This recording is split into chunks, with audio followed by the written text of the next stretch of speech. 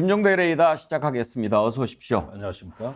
오늘 군 인사부터 좀 살펴보지요. 네. 군 합참의장 파격 발탁 이런 기사가 눈에 띄고 네. 대장들이 많이 바뀌었던데요. 이건 파격의 수준을 넘어섰어요. 어떻게 봐야 됩니까? 아니 우선 합참의장 말입니다. 이번에 김명수 합참의장 사실은 해군 출신이고 예. 뭐 해군이 3군 균형 발전 차원에서 합참의장으로 내정된 건 잘된 일이라고 봐요. 그런데 이분이 저기 사성장군 직위를 안 거친 분이에요. 바로 지금 별 3개인데 별 4개 달아주면서 합참의장을 바로. 시킨 거잖아요. 그런데 제가 알기로는 지난 50년간 이런 일은 없었거든요. 왜냐하면 합참의장이 군서열 1위예요. 그렇죠. 군서열 1위인데 우리나라 대장 인사의 경우에는 한 2개 보직 정도를 거치도록 되는데 2번째 보직으로 합참의장을 내보내는 겁니다. 그러니까 원래 대장은 3번째 보직은 법에는 안 나오지만은 사실상 금지하고 있습니다. 네. 그런데 군서열 1위인 합참의장만큼은 기존의 대장 중에서 2번째 보직으로 주는 거거든요. 근데 삼성 장군을 사성으로 진급시켜 바로 합참의장을 시켰다? 이렇게 되면 무슨 문제가 있냐면은 어떤 대부대 지휘 경험이 짧고 그 다음에 합참의장은 육해공군의 작전부대를 다 지휘해야 되는데 이 타군에 대한 이해도가 떨어진단 말이죠. 그러다 보면 아무래도 지휘의 폭이 작아질 수밖에 없어요. 사실은요, 이런 경우에 합참의장으로 가면 우선 용어를 못 알아들어요. 14명의 부장들이 보고서를 올리는데 이게 뭔 말인지 이게 처음 보는 용어로 다 써 있거든. 삼성, 그 해군 삼성에서 갑자기 육해공군을 다 지휘하는 사성장군이다. 이런 파격은 제가 보기에 본인을 위해서나 군을 위해서나 굉장히 나쁜 그 선례를 만들었어요. 누가 이런 아이디어를 냈을까요? 군 인사 관련해서 물론 대통령이 임명하는 거지만 되게 그동안의 합참의장은 이제 아까 말씀하셨듯이 군 서열 1위니까 그동안 육해공군 참모총장 중에서 되게 임명을 하지 않았습니까? 그렇죠. 그런데 해군에서 곧바로 더군다나 해군 참모총장도 안 지낸 사람인데 군 서열 1위로 이건 좀 상식에 좀 안 맞는 거 아닙니까? 그러니까 이렇게 되면은 뭐냐면 전문성의 위기가 생기고 두 번째는 이제 줄줄이 연쇄적 후속 인사 폭이 너무나 커지거든요. 그럼 대장 전원이 옷을 벗어야 돼요. 아니 막내가 합참의장 군서열 1위로 왔으니 각군 총장, 연합사 부사령관 전부 옷 벗어야 되는 거거든요. 근데 이런 일이 작년에도 있었다고. 작년에 그 대장 7명을 갈아치웠거든요. 이러면 전부 갈아친 건데 올해 또 그랬다는 거예요. 그러면 이건 뭐냐 하면은 제가 보기에는 기존에 문재인 정부 때까지 어떤 군맥을 전체를 다 청산한다는 의미가 있는 거죠. 그러니까 완전히 이제는 문재인 정부 때 중장 진급자들이 남아있질 않은 거예요. 전원 다 퇴진하고 이제 중장도 새로 이제 대폭 인사가 예상되는데 이렇게 보면 3스타 이상이 거의 전원이 물갈이 됐다고 보시면 간단합니다. 해군 출신을 합참의장으로 발탁한 것은 어떻게 봐야 될까요? 글쎄요, 이제 남북 군사 합의서가 무력화된 이후에도 대비하는 의미도 있습니다. 예를 들면은 NLL에서 지금 군사적 긴장이 고조되면 가장 거기서 분쟁이 일어날 가능성이 높은데 뭐 이런 부분에도 대비하려고 그래서 이것도 군사 합의서 무력화하고 관계된 건가? 이런 상상도 해보게 됩니다만은. 사실은 군의 가장 비주류를 합참의장 시킨 거거든요. 그래서 제가 알기로는 과거에 최윤희 해군 출신 합참의장이 있었을 때가 있었고 10년 만이죠. 그래서 10년 만이고 그 전에 윤광웅 국방부 장관의 해군 출신이 처음으로 임명된 적이 있었고 헌정일은 2번째였습니다. 그때가 가장 시위가 안 먹혀드는 말하자면은 육군이 대놓고 그냥 비웃어버리는 이런 걸로 윤광웅 장관은 4년 임기 중에 그만두고 싶다는 말을 입에 달고 다녔던 양반이고 그때 주로 제가 술 친구를 했거든요. 그러면 장관이 부르면 쫓아가서 술 먹어줘야 하는데 내일 당장 그만두고 싶다 이런 얘기 아니에요. 입에 달고 살고. 그러니까 육군 조직이 이게 해군 공군이 군서열 1위로 오면 용어를 못 알아듣는다고 뒤에서 씹어버리거든요. 그래서 이게 군에서 이 합동작전을 지휘하려면은 굉장히 경륜이 요구됩니다. 이게 육군하고 해군은요, 특히 완전히 딴 세상이에요. 전혀 딴 세상이에요. 이번 군 수뇌부 인사 프로필 다시 한 번만 화면 좀 띄워봐 주시겠습니까? 육해공군 참모총장이 다 바뀌었는데 네. 혹시 저 새로운 군 수뇌부 좀 아는 분들이 있습니까? 그래서 이제 제가 육사 44기하고 같은 나이니까. 그랬는데 보면은 이제는 우리 나이가 참모총장이 돼야 되는데 저기는 해공군은 기수가 좀 짧아요. 예. 육사보다 나중에. 육사가 더 오래됐으니까. 그러니까 저 우리보다 한참 후배들이에요. 네. 그러면 육군은 46기가 맡았어요. 육군은 또 왜 안 나오네? 육군 참모총장 46기 나오죠. 예. 그러니까 벌써 이제 학번으로 따지면 86학번이 육군 총장을 맡은 거거든요. 굉장히 젊어졌죠. 이것도 한 2년 정도 건너뛴 거예요. 그래가지고 신임 총장이 임명이 된 거기 때문에 일단 젊어졌다는 데 대해서는 제가 뭐 좋게 평가합니다만 예. 문제는 이렇게 물갈이를 갖다가 이렇게 그냥 군 조직의 안정성이 필요한 군 조직의 특성이 있는데 저렇게 파격적으로 기수를 건너뛰어 버리면은 이후에 이제 삼성 장군 인사에서도 동일한 현상이 나타나거든요. 이게 연쇄 반응으로 나타나니까 신진대사가 좀 활발해진다는 의미는 있습니다만은 이런 파격은 제가 본 적이 없는데 그것도 작년에 이어서 올해 연속으로 왜 이럴까? 그건 아무래도 윤석열 대통령이 본인의 군에 대해 가지고 좀 충성스러운 색깔을 진용을 새로 갖추고 싶다는 이런 어떤 정치적 의도 외에는 해석할 길이 없습니다, 사실은. 그런 분석을 하는 것도 있더라고요. 만약에 저렇게 파격적으로 합참의장 중장에서 발탁해서 합참의장 맡기지 않으면 어차피 중장들 이제 대장 시키고 그래야 되는데 대체로 다 문재인 정부 때 인사들 아니냐. 네. 그러니까 문재인 정부 출신 장군들 발탁하는 것보다는 완전히 물갈이를 해서 윤석열 체제로 가는 것이다. 전 정부 지우기다. 그게 사실 저도 그런 면이 있다고 보지만 이게 군을 정치화하는 일종의 어떤 나쁜 인사라는 거예요. 이렇게 정권 바뀔 때마다 파격이 되면은 그러면 군인들이 맨날 정치권에 줄 서려고 그러지 뭘 그렇게 임무를 열심히 수행하겠습니까? 그러지 않아도 우리 군의 병폐가 전방에서 얼굴이 새카맣게 따가지고 야전으로서 아주 갈고 닦은 사람들은 진급이 안 되고 어디 대도시의 정책부서에 근무하고 심지어 사단장도 안 해본 사람들이 막 3스타, 4스타 되는 걸 내가 보고서 개탄을 금칠 못하는데 이건 군을 정치화하는 것이죠. 그러려면 다 정권 보위부대가 되는 것이지 이런 군대가 전쟁 나면 잘 싸웁니까? 그래? 그러니까 이런 것들이 쌓이고 쌓이면 어떻게 되느냐.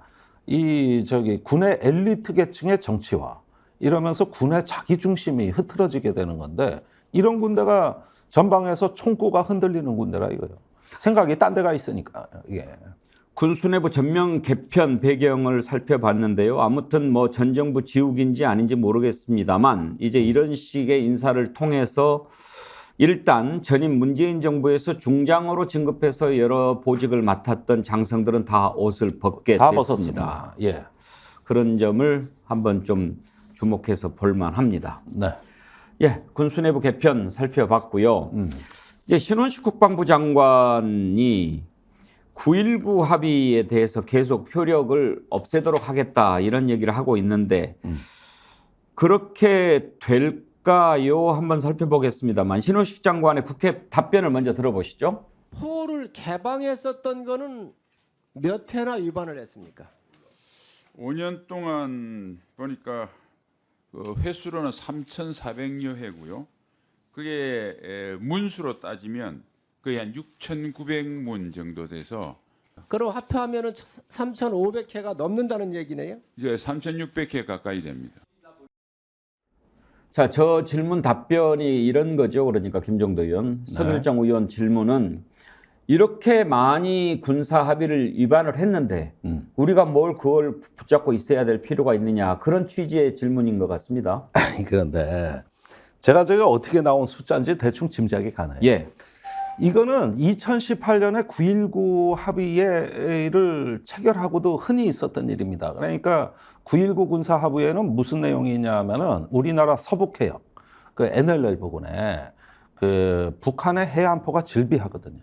그리고 가끔 해상으로 사격 훈련을 해요. 우리 군은 백령도에 포를 배치해놓고 또 해상 사격 훈련을 해요. 그러다 충돌이 일어난 게 2010년 11월 23일에 연평도 포격전이에요. 예. 우리가 포 사격하니까 저쪽이 하지 말라고 하는데 말을 안 들으니까 쏴버린 거지, 우리 육지로. 백령도에다가, 연평도에다가. 자, 그래서 9.19 군사 합의에서는 이런 합의를 한 거예요. 포 사격 훈련 금지. 그리고 그 해안포 이런 거, 또 우리 백령도에 있는 자주포, 요거를 포에 덮개를 씌워가지고 갱도 안에 넣어가지고 자물쇠 챙겨버리자. 아예 그냥 노출을 시키지 말자 이랬는데, 북한 포가 가끔 개문을 해서 포가 밖으로 나오는 거예요. 네. 이게 뭐냐면은 굴 속에 있으면 항온 항습이 안 된다고. 아. 그런데 포하고 포탄의 제일 치명적인 게 습기거든. 그렇죠. 이러면 포와 포탄 수명이 확 줄어들어요. 그럼 열고 말리는 거군요. 빨래 널듯이. 빨래.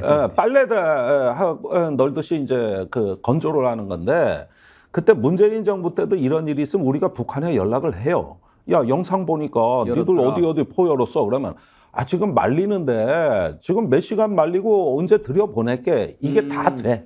이게 다 된다고요. 원래 군사 합의에는 개문도 못하게 돼 있습니까? 못하게 돼 있습니다. 아. 갱도에 밀봉하도록 돼 있는데, 그렇게 되면 이 포를 못 쓰게 되니까 우리가 이런 거를 사실은 위반은 위반이지, 원칙적으로 따지자면은요. 그러나 이런 것들은 군 통신망을 통해 가지고 다 이해하고 서로 묵인을 해준 거예요.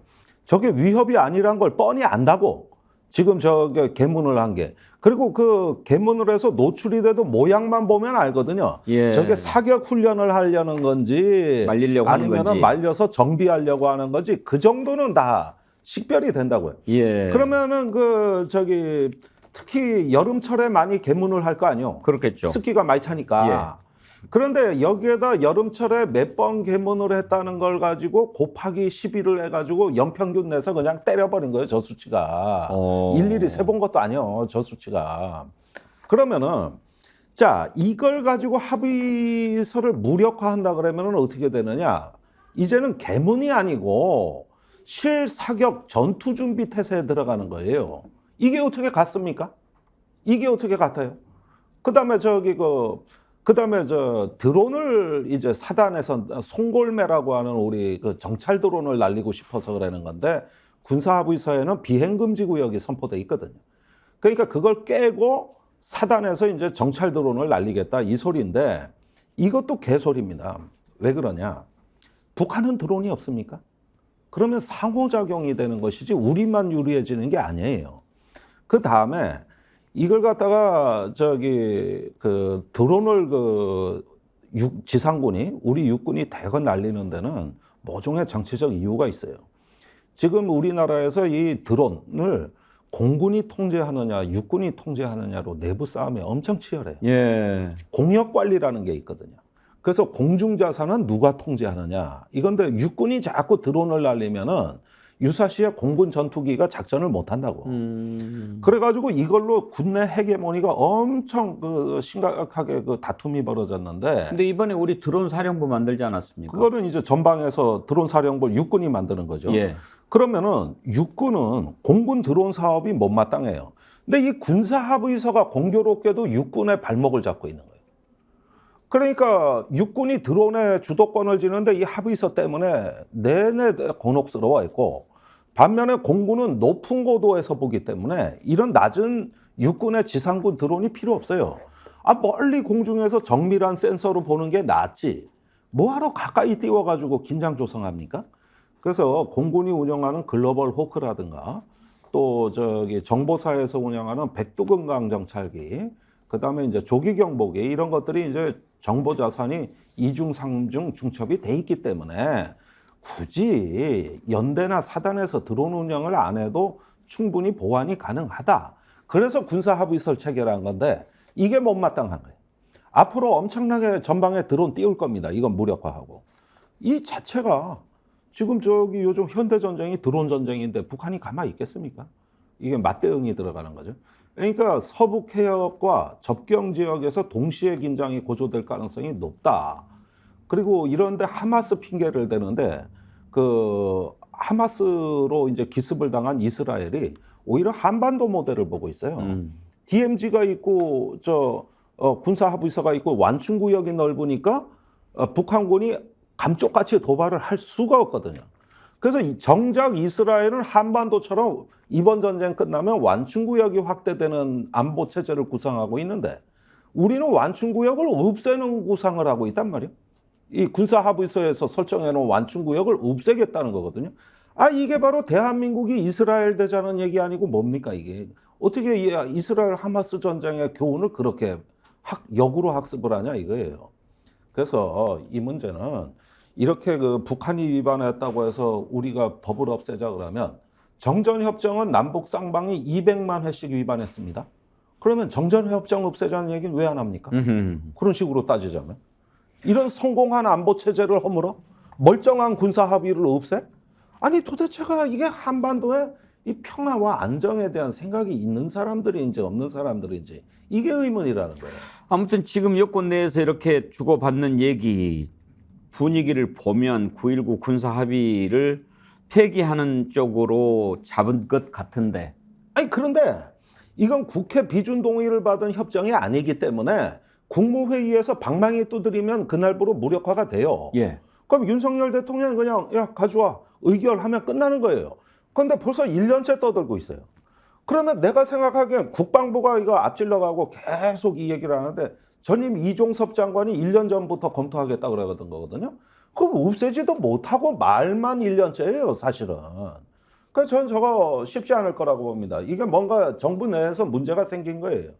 국방부 장관이 지금 자기가 청문회 때 얘기하고 예. 의원 때 얘기한 것 때문에 계속 떠들고는 있지만 그런데 아무리 윤석열 정부라도 이 고민 안 하겠습니까? 당장 적경 지역 200만 우리 국민들 또 연평도, 백령도의 우리 주민들 그 안전에 그러면은 위해가 가는데 할 수 있으면 해보라 그래요. 이게 도대체가 왜 멀쩡한 고요한 전방을 갖다가 들쑤셔 놔가지고 이제 주민들 불안하게 하고 그런 식으로 한번 총선을 치러보라고 이게. 예. 난 이게 정부 내에서도 쉽지는 않을 거다. 검토만 지금 벌써 1년이 넘었어요. 1년이. 안 되는 건 안 되는 거예요. 예. 그런데 이제 그 이종섭 장관 얘기 나온 김에요. 네. 우리가 내일 부승찬 전 대변인 모시고 이제 잊지 말자 천공 관련한 것도 한번 좀 짚어보려고 합니다만은 이번 국정감사 때 이종섭 장관이 그건 잘못 얘기한 것 같다라고 신원식 장관이 얘기를 해서 우리가 깜짝 놀랐는데 그때 당시에 뭐 민간인 출입한 거 없다 이런 얘기했는데 그거는 사실이 아니고 사실 있다 뭐 이렇게 얘기를 했다고 그러대요? 아니 그건 제가 예. 올 봄 여름부터 계속 떠들었던 건데 이종섭 장관이 국회 나와가지고 육군총장관제 민간인이 왔다 갔다 한 기록이 없다 그랬거든요. 예. 제가 경찰 조사받는 과정에서 CCTV가 존재한다는 걸 확인했고 예. 거기서 경찰하고 조사 과정에 확인이 된 거는 무수히 많았다. 매일 떼거지로 왔다. 그런데 지금 이게 CCTV에 다 남아있다. 그러면은 제가 방송 나와서 스픽스 얘기를 하는 것 같아요. 경찰에서 질문이 의원님 저 방송 나가서 그때 개나 소나 다 왔다 갔다 그러던데 그게 무슨 뜻입니까? 그러니까 말 그대로다. 한두 명이 아니다. 천공은 그중 일부고. 그러니까 되게 곤혹스러워 하더라고. 사실은 무수히 많은 사람들이 왔다 가는데 얼굴 식별은 안 된다. 한두 명이 아니더라. 이거는 경찰하고 저하고 공유한 정보입니다.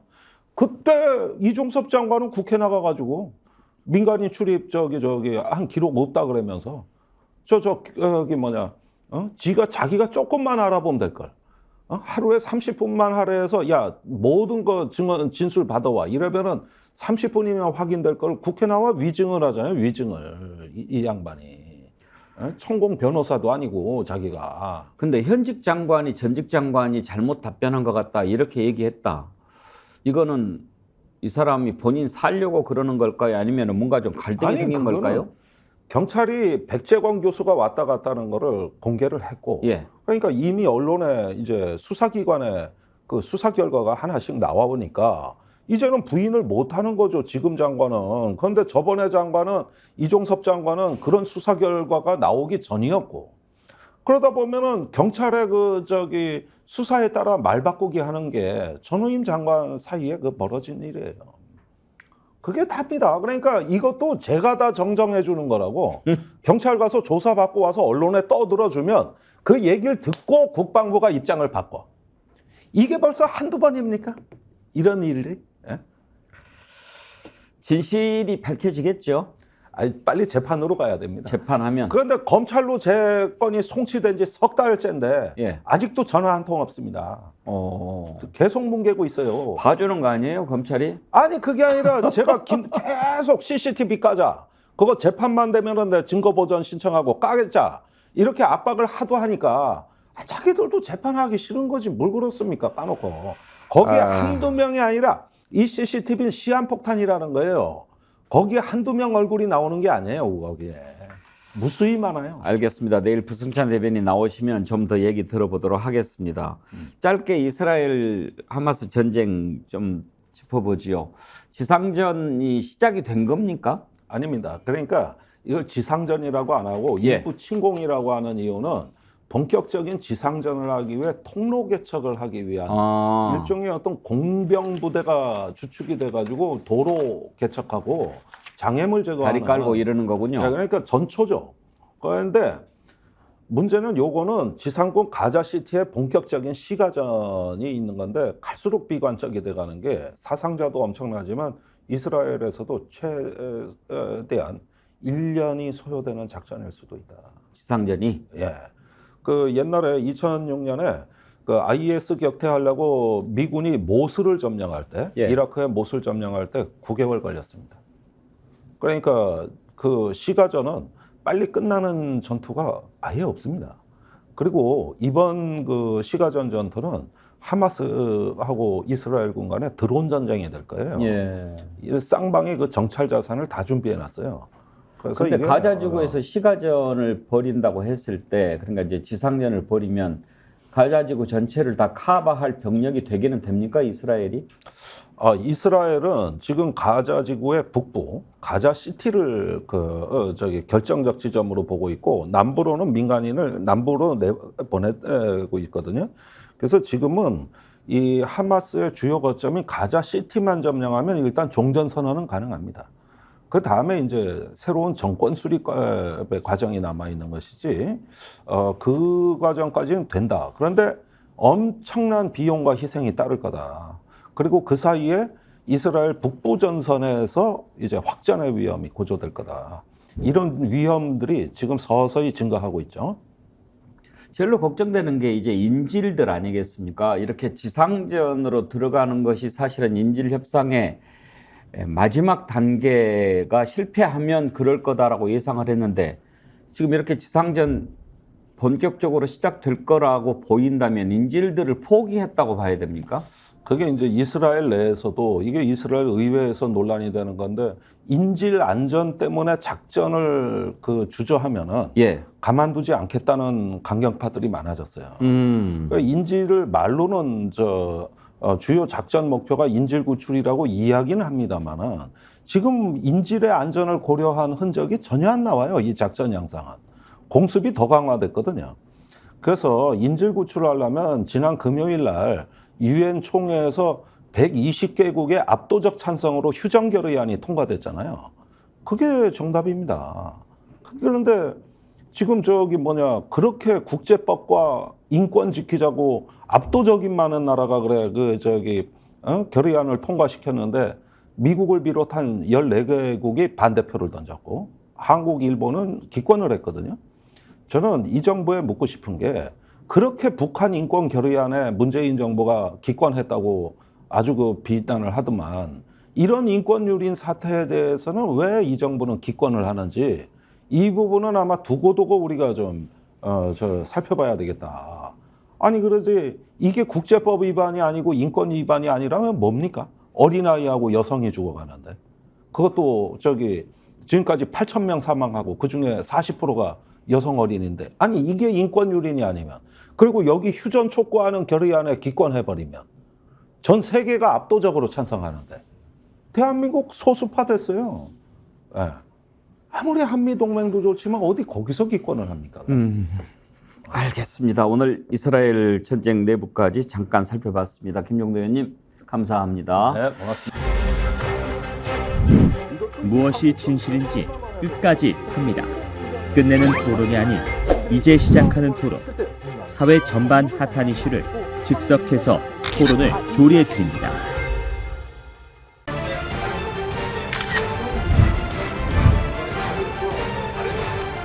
뉴스는 가시돋친 생선과 같습니다. 잘 발라 드셔야 됩니다. 제가 발라드리겠습니다. 노정면의 뉴발.